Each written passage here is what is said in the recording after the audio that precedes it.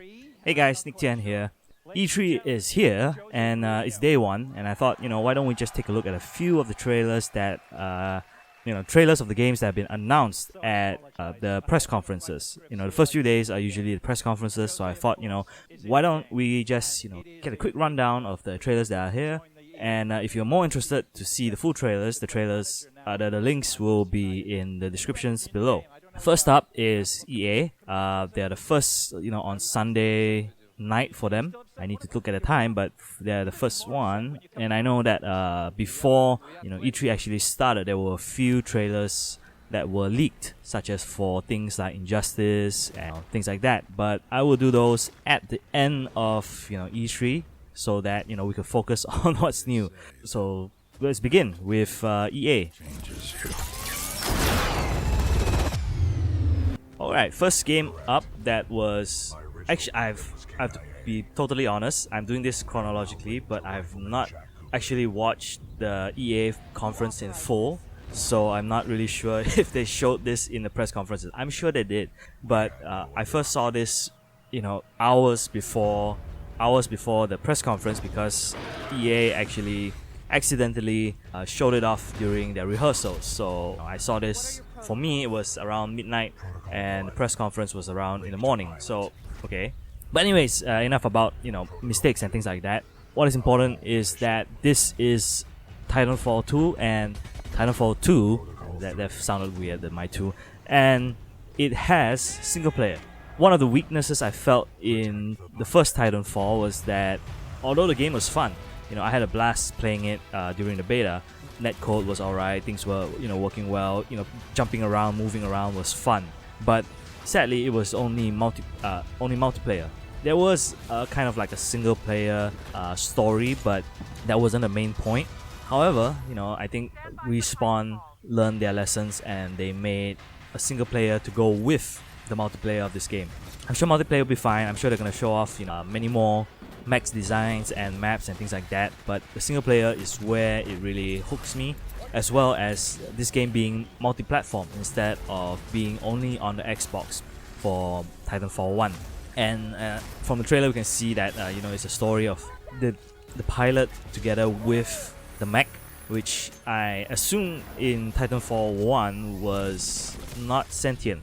Of course you could control them, but it seemed that in this trailer is showing off that the mech itself is sentient as well, meaning that having the AI control and think on its own, rather than what I felt previously, that the mechs were not alive in a way. So it's interesting. It's coming out this year, and yeah, there's a multiplayer trailer as well, and I will link that in the description. So I'm gonna move on to the next trailer. Trust me. Moving on, next is the trailers for FIFA 17 and Madden 17. These are sports games. I don't play them because you have to buy one every year, but they look amazing. And that's about it. Again, links will be in the description if you want a full trailer. Again, it's like, these aren't for me because every year there's a new version, which is why I stopped playing Call of Duty. But for those who only buy consoles to play sports games, this is for you. Fighting for their playoff lives. A snap, hold, it's blocked. TJ. Alright, next one, Mass Effect Andromeda. I was a little bit disappointed with this trailer because it didn't show anything new, meaning that it didn't show what the game was about. It showed behind the scenes and some characters and things like that, but it didn't show like, oh, what is the story about and all that. It looks great, I think they are using the Frostbite engine, so it looks great, but again, not much was shown in this trailer, so I don't really know what to think about it. Besides, it looks pretty, and this disappointment is gonna go on to the next trailer that is gonna come up later on. So yeah, that's all I can say about it. They didn't show much, so I don't. Of course, you could extract things from what was shown and things like that, but I'm not gonna do that here and waste too much of your time. If you feel that there are more things that you can see from it, go right ahead, but I'm not gonna do that. So moving on. We made it. Alright, so biggest disappointment of the night, EA Star Wars A Look Ahead. So they showed basically all the studios that are working on Star Wars, and of course being a Star Wars fan, I wanted to see something, a new announcement, maybe telling us a new game was coming out, maybe this year, maybe next year, but nothing was shown, nothing was said. They only showed the studios, where some of the games were being made and things like that. So it was a bit of a letdown, but I will say that I was happy, to see Amy Hennig, who was from Naughty Dog, having a job at Visceral Games, and also Jade Raymond as well. These two, I felt like they were the more prominent female developers, and don't see that very often.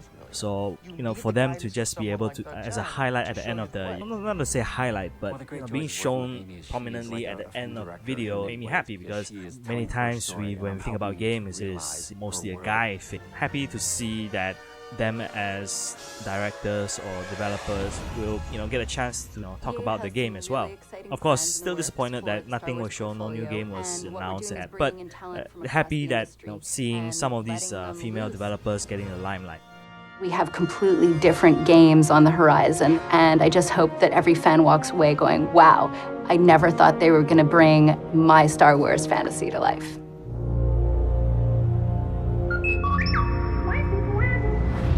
Okay, probably the second most exciting thing from EA's press conference is Battlefield 1. DICE released a trailer, a teaser trailer a few months ago, and I felt initially I felt that, oh, why are we going back to olden times and things like that, and especially going back to World War One, where when I was looking at the trailer, I felt, hey, this felt a little bit like alternate history World War One, but looking at this new trailer, it felt much more realistic in a way.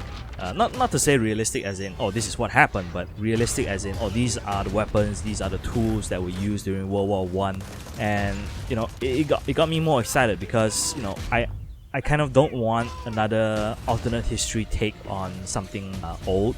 I wanted them to go back to World War again, because everything is now modern day and modern day and future tech. So it was refreshing for them to see them go back to like hundreds of years and have it be realistic, rather than say, oh, we go back 100 years, but then we have things which were not possible during that time. So this is on my, I guess, excited list to see, coming up it's coming out this year, so I'm excited to see, what they're gonna do with it. And with that, we're moving on to the last trailer from EA, which is Fe. I have no idea how to pronounce it. It's Fe, so it could be Fe, Fi. I don't know yet. But I mistakenly said to someone that this was the successor to Unraveled, and it's not. These guys made a different game called Stick It to the Man, which was on the Vita and PlayStation 4. I didn't play it much, but they do, I guess, interesting stuff, and it's great to see EA taking, I wouldn't say indie developers, but taking people who are not well known for big budget games and just letting them create whatever they want. Because out of all the things we've seen, Titanfall 2, Battlefield 1, Mass Effect Andromeda, Madden 17, FIFA 17, this was literally the only one that was an original IP. So this could be like the second or third exciting thing for me, well, from EA's press conference, because it is something new. But of course, people might be saying, oh, this is just a touchy-feely game, meaning that, oh, maybe at the end of this game I'm gonna feel sad because this cute character is gonna be something and something. And I guess for some people it's like, oh, this is not what I want. This is an indie looking game, so I'm not gonna touch it at all. To be honest, I haven't played Unraveled yet, but if they could, I guess EA to stand in a little bit and just polish up the games a little bit more. I felt a lot of reviews for Unraveled was that it was not as polished as it could be, and if they could do just a little bit, making the game play as well as what they were trying to say. Again, this is just from the trailer. then it will be a great game. And that's it from pretty much it from EA's press conference. I don't think I missed much. Either that or they had, the videos on another YouTube channel, which I hope not. But, that's it for EA's press conference. Next up will be Bethesda's press conference, which I will do in another video. So check that one out as well. Thanks to Patrick and EA. We're here today to bring you along with us. Let me introduce you to the world of Fe.